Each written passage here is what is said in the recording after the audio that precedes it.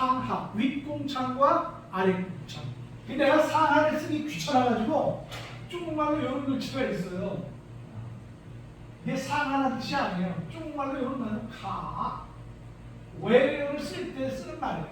그래서 카피엔, 그러면 이게 뭐냐면 카드라는 뜻이에요.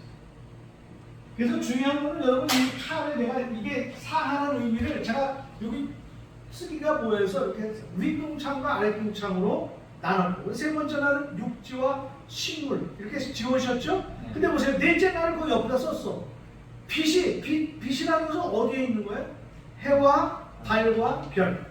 그다음에 두 번째 날 궁창과 다섯째 날하고 왜 이어지냐? 윗궁창에는 뭐가 나와? 새. 아랫궁창에서는 뭐야? 물고기. 그죠?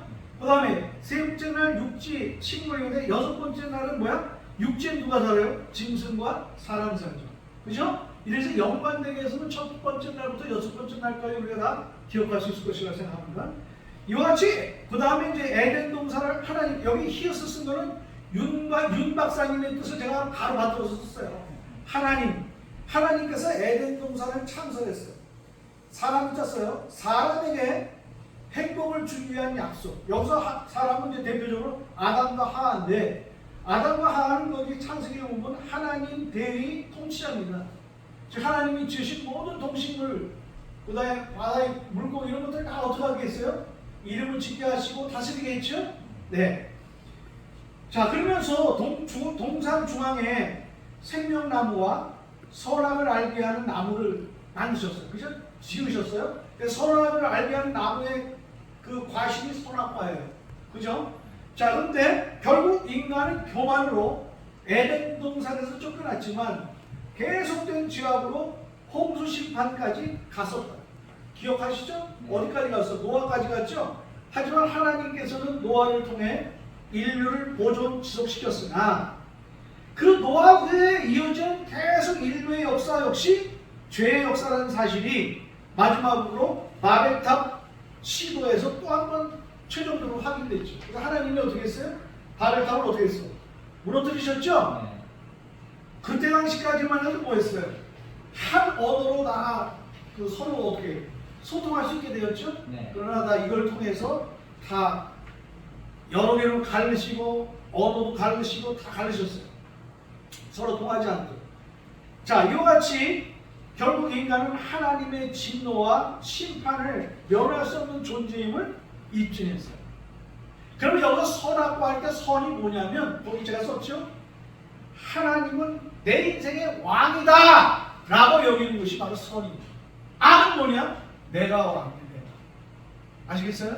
결국 죄라고 하는 것이 간단한 거예요. 누가 주인이라고요? 내 자신이 주인인 것은 악입니다. 선이라고 하는 것은 누가 주인이에요? 하나님이 나의 왕이시다.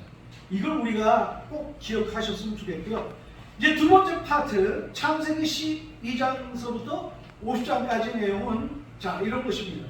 이러한 인간을 구원하시려는 하나님의 계획이 4대 족장, 누굴 얘기하면 아브라함과 이삭과 야곱과 요셉, 이 4대 족장들을 선택하고 그들에게 땅과 후손에 대한 약속을 주심으로 전개되는 구속사의 시작을 말하고 있는 족장의 역사, 이것이 바로 창세기 12장으로부터 50장까지 이야기인 것입니다.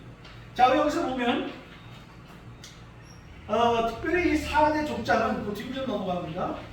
4대 족장의 그 구원의 여정, 과정과 관련한 아주 중요한 교리를 보여주고 있습니다. 이거 기억하셔야 돼요. 이게 상당히 중요한 겁니다. 자, 첫 번째, 아브라함에 대한 아브라함에 대한 얘기가 나오죠. 창세기에 몇 장에서부터 몇 장 나와요? 창세기 12장에서부터 23장까지 아브라함에 대한 얘기가 나오는데, 아브라함은 뭐냐면 여기 나오는 이신칭의 모델이다. 자, 여기 보면, 자, 이게 지금 우리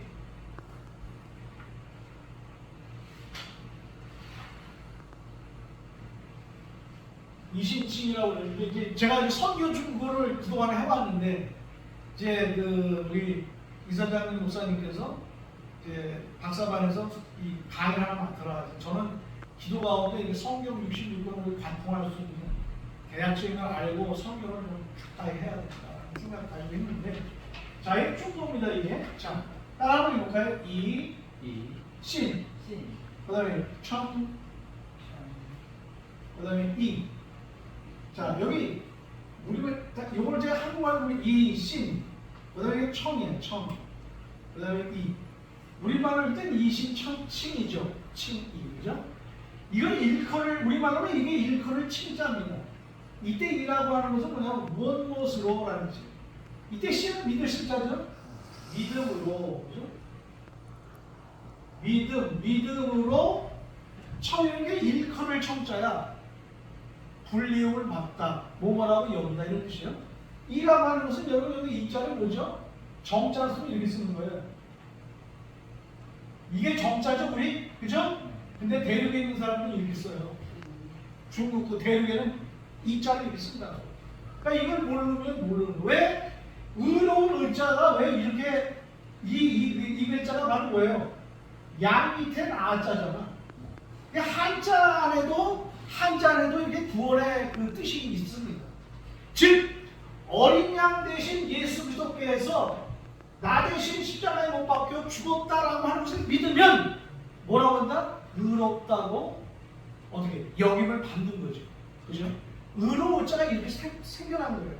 그래서 즉 믿음으로 의롭다함을 받는다라는 뜻이에요. 그래서 여기 보면 이신칭의 모델이라고 되어 있는데, 자 여기 제가 한번 보겠습니다. 그 밑에 아브라함이 하나님으로부터 부르심을 받았을 때 갈 바를 정확히 알지 못했지만 본토 친척 아비집을 떠나 가나안 땅으로 나아갈 수 있었던 것은 하나님과 그분의 약속에 대한 신뢰와 믿음이 있었기 때문이다. 이 창세기 15장 6절에 보면 나와요. 뿐만 아니라 약속의 자녀 독자 이삭을 제물로 바치라고 하는 하나님의 명령, 여기 창세기 20장 1절로 2절 말씀입니다. 명령을 하나님께서 반드시 이삭을 살리실 것이라는 믿음, 여기 히브리서 11장 17절로 19절 말씀에 나와요. 반드시 하나님께서 자 이삭을 갖다 제물로 바치라고 했지만 그 당시 아브라함의 마음속에는 이거 갖다 바쳐 못 바쳐 이게 아니라 반드시 하나님께서 살리실 것이라고 하는 것을 믿고 그 사랑으로 순종하여 하나님을 경외하는 자로 인정받았다. 창세기 22장 10절이에요. 그런데 경외라는 말을 한자로 보면 원래 뜻은 뭐예요? 존경하고, 이 경자는 존경 경자고 외에는 두려울 외자죠. 존경하고 두려워하는 게 경외예요. 근데 두 번째 여기서 성경에서의 경외의 의미는 뭐냐면 하나님의 약속을 믿고 순종하는 것. 이게 바로 경외인 거예요. 그러니까 성경에서 얘기하는 경외라는 의미와 일반적인 한자의 뜻의 경외하고는 다르다는 거죠. 우리가 일반적으로 목사님들 보면 하나님을 존경하고 두려워한다 이렇게 얘기를 하지만 실제로 여기서 의미는 하나님의 약속을 믿고 순종하는 것. 이게 바로 경외라는 거예요. 우리가 이 신앙생활 하면서의 경외의 의미를 다시 한번 우리가 받았으면 좋겠습니다. 그래서 믿음의 조상으로서의 지위를 얻게 됩니다. 한마디로 아브라함은 믿음으로 말미암아 의롭다함을 받는 자는 이신칭의 모델이 됐고 복의 근원이 됐습니다.